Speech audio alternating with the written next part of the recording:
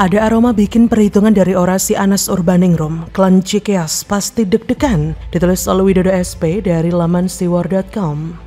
Saya juga mohon maaf kalau ada yang menyusun skenario besar bahwa dengan saya dimasukkan dalam waktu yang lama di tempat ini menganggap bahwa Anas sudah selesai.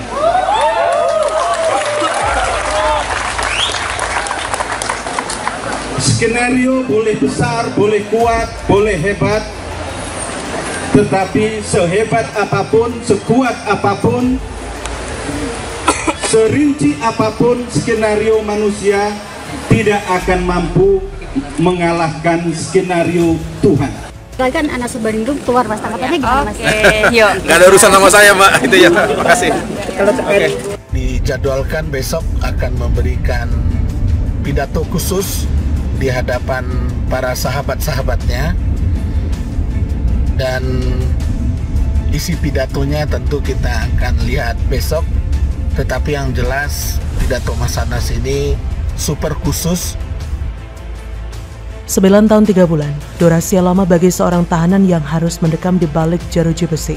Disebut menjadi durasi seorang Anas Urbaningrum yang tersandung kasus korupsi, sewaktu masih menjadi bagian dari elit Partai Demokrat. Ada yang menyebut lama hukuman Anas lebih pendek, sekitar 8 tahun, yang masih terhitung lama juga. Mereka yang pernah menjalani masa hukuman di balik jeruji besi dalam kondisi secara umum akan paham dan sepakat betapa durasi 8 atau 9 tahun itu pastilah tidak akan terlupakan. Betul bukan? Momen yang tak terlupakan. Pengakuan ini juga sempat saya dengar dari ucapan Anas Urbaningrum dalam orasinya tak lama setelah bebas dari lapas Sukamiskin di hadapan para pendukung dan loyalisnya. Itu tadi baru soal durasi waktu Anas dalam penjara. Namun bagian dari orasi Anas berikut ini tampaknya mengarah pada sosok atau kelompok dengan skenario besarnya yang telah membuatnya dihukum cukup lama, sehingga pantas rasanya kalau Anas ingin membuat perhitungan. Perhatikan saja petikan orasi Anas berikut ini yang terdengar masih menahan kegeraman. Kata Anas di hadapan para loyalisnya, "Saya juga mohon maaf kalau ada yang menyusun skenario besar bahwa dengan saya dimasukkan dalam waktu yang lama di tempat ini, menganggap bahwa Anas sudah selesai. Skenario boleh besar, boleh hebat. Tapi sehebat apapun, sekuat apapun, serinci apapun skenario manusia tidak akan mampu mengalahkan skenario Tuhan." Dengan begini saya ingin mengatakan bahwa saya ingin kita berpikir ke depan. Ke depan itu juga dengan permohonan maaf. Mohon maaf kalau ada yang berpikir saya keluar bebas ini kemudian mendatangkan atau melahirkan permusuhan atau pertentangan. Saya katakan mohon maaf. Tidak, saya tidak ada kamus pertentangan permusuhan, tetapi kamus saya adalah perjuangan keadilan. Andai dalam perjuangan keadilan itu ada yang merasa termusuhi, mohon maaf. Bukan karena saya hobi bermusuhan, tetapi itu konsekuensi perjuangan keadilan, kata Anas. Sampai di situ tampaknya sudah jelas arah orasi politik Anas, tapi dia masih menambahkan berikut ini. Jadi hati saya, sikap persaudaraan, sikap persahabatan itu ingin saya garis bawahi. Tetapi buat saya, pertandingan itu dalam konteks demokrasi adalah pertandingan yang jujur, fair, terbuka, dan objektif. Pertandingan yang terbuka, jujur, dan objektif tidak boleh menggunakan pihak lain. Tidak boleh pertandingan menggunakan teknik lama, napok nyilih tangan. Kalau tidak ada pertandingan yang jujur, sesungguhnya untuk para aktivis tidak tertarik untuk ikut pertandingan. Ya silahkan tafsirkan sendiri apa dan mengarah kemana orasi Anas Urbaningrum. Ia menyebut skenario Tuhan mungkin supaya isi orasinya terdengar lebih menakutkan. Karena mungkin bagi Anas, Tuhan pasti tidak suka dengan skenario besar yang telah berhasil memenjarakan dia. Namun bagi saya, pesan Anas tersebut terdengar sangat jelas. Plus mulai menimbulkan gempa lokal di klan Cikeas dan Demokrat. Bahkan membunyikan alarm kewaspadaan. Sebentar lagi, pasti akan bermunculan bantahan tangkisan hingga jurus prihatin yang muncul sebagai respon orasi politik Anas Urbaningrum. Semakin menarik saja nih drama politik nasional menuju 2024. Apalagi kita dengar kalau Demokrat versi Muldoko kembali mengusik ketenangan Pepo SBY dan keluarga besar partai yang diketuai Mas AHY.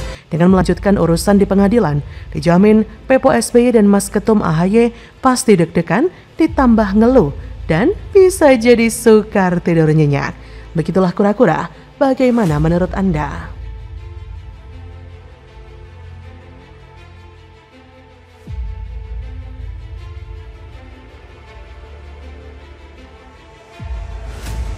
AHY ketakutan Anas Urbaningrum bebas hari ini. Makin mulus jalan Muldoko ambil alih Demokrat.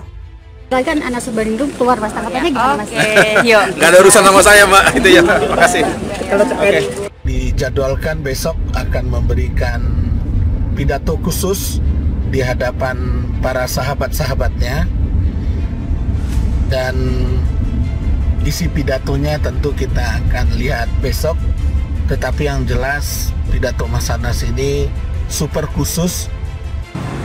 Peninjauan kembali atau PK yang dilakukan kelompok KSP Muldoko dengan alasan adanya 4 bukti baru atau NUPOM KSP Muldoko, dan jam pada 03 Maret 2023 mengajukan permohonan peninjauan kembali atau PK ke Mahkamah Agung RI, di mana keempat NUPOM tersebut faktanya bukan merupakan bukti baru. Sementara itu, Menteri Hukum dan HAM Yasona tepatnya tanggal 3 Maret 2023, kami menerima informasi bahwa Kepala Staf Presiden atau KSP Muldoko dan Dr. Hewan Joni Allen Marbun masih mencoba-coba untuk mengambil alih Partai Demokrat pasca KLB abal-abal dan ilegal yang gagal total pada tahun 2021 yang lalu. Gak tahu malu.